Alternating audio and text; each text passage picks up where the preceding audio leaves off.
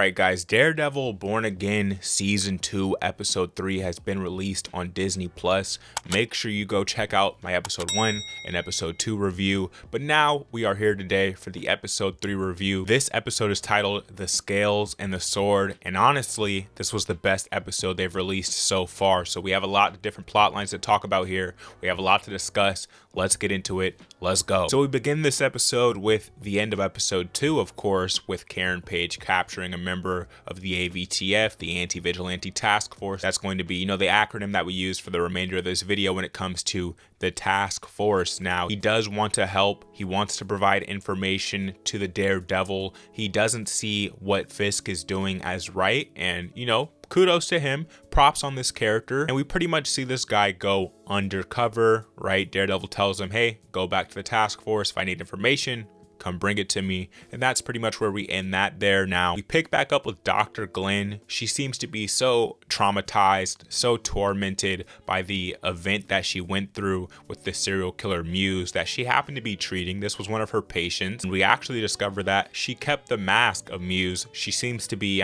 breaking some type of thing into her wall there, and you could just tell this character is deeply psychologically, disturbed by the events that she went through, and she happens to be kind of a front runner for Wilson Fisk in any court case that he has on the Vigilante. So whether this character is good or bad, I guess she kind of falls somewhere in the middle, right? She's kind of playing both sides where, yes, she was traumatized, so you can see why, she's making the choices that she's making. But at the same time here, why are you helping someone and working with someone as twisted as Wilson Fisk? I guess she just hasn't seen his evil nature just yet. Now, we move over into the AVTF's building, right? They have this own kind of prison setup that they're doing, and come to find out, they've been keeping their prisoners in cages, just completely caged up. Regular citizens to vigilantes, all caged up together. Anyone that's caused any sort of problem throughout the city that the AVTF happen to catch, they're put here in this facility.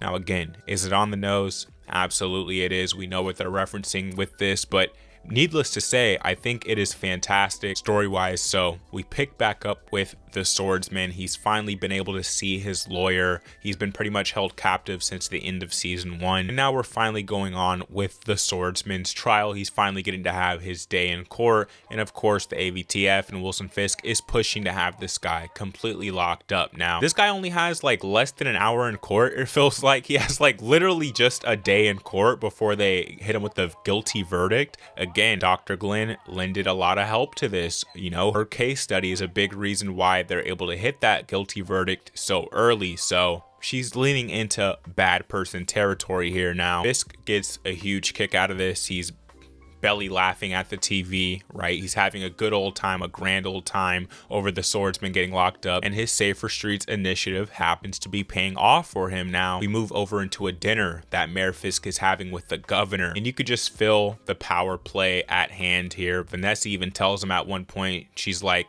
the governor's testing you because she's afraid of you.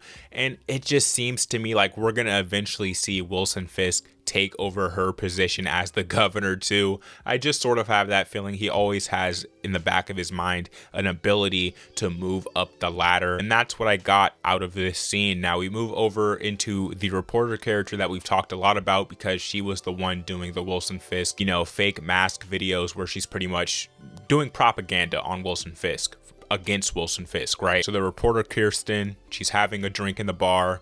Daredevil wants to meet her. Karen Page drops off a note to her. She meets Daredevil, and she gives Matt Murdock the information that he needs about where this AVTF facility is located. He goes and breaks into this place. He pretty much follows her footsteps through there based off the sounds. Again, I love the way they display Matt Murdock's abilities inside of this series. They do such a great job at showcasing the Daredevil. But then we get the best scene in the entire episode, one of the best scenes in the entire episode. They're full of them, chock full of them inside of this episode. Now, it is Matt Murdock freeing the prisoners. He's like, whoa, they have regular people in here with the vigilantes. This is insane. He's freeing everybody, breaking all the locks off. He frees the Swordsman. It's now Daredevil and the Swordsman teaming up. The AVTF AVTF swarms the facility. They're talking about just shoot at the prisoners, just shoot at them.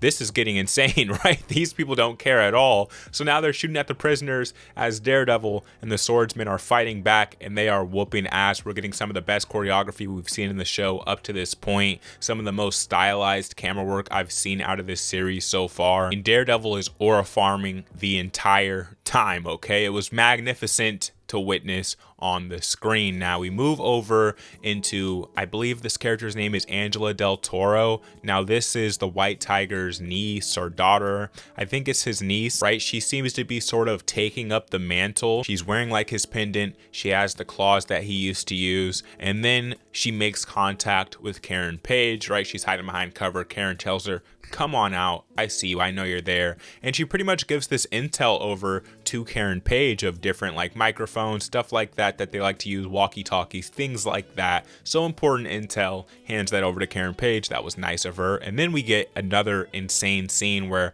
they're trying to get the prisoners out of this facility. They're rounding them all up in this armored vehicle the entire time. Again, the AVTF does not give two F's, right? They're just lighting them up, trying their best to take out regular citizens that they just locked up. Like, this is getting insane. Luckily, of course, the prisoners make it out of there in the armored vehicle. We think everything's good, right? Everything's grand, everything went well, and the episode's gonna end on a high note.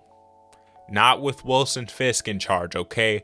The head leading officer of the AVTF, he has direct contact with Wilson Fisk. He tells them everything that's happened, everything that's transpired. Hey, they got all the prisoners out of here.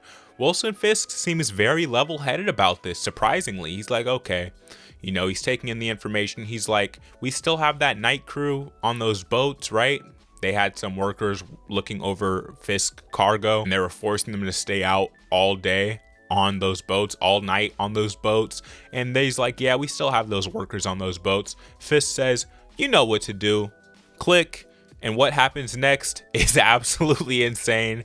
They just absolutely destroy, blow up the ships. We're watching people die left and right. The ship is sinking and they're just dying in this ball of fire. He just straight up blows up these regular people, they're like, I think they're Russian workers that are working under Fisk, but like they aren't a part of his criminal organization necessarily. They're just regular guys that he hired.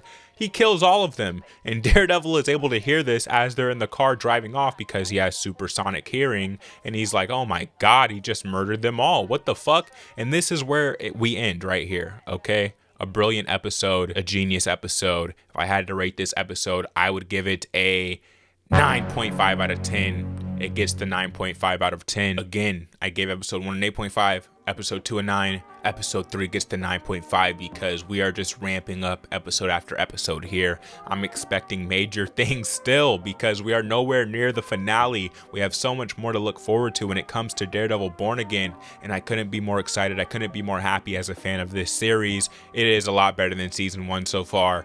And yeah, those are my thoughts on episode 3, guys. I'd love to know your thoughts on episode 3 down in the comment section down below. If you don't know what we do here on Demigod ENT, we do film, TV, and pop culture based content. If you're interested in this content, in the right place, hit subscribe, hit the like button if you enjoyed this video. I'll catch you in the next one, guys. Peace.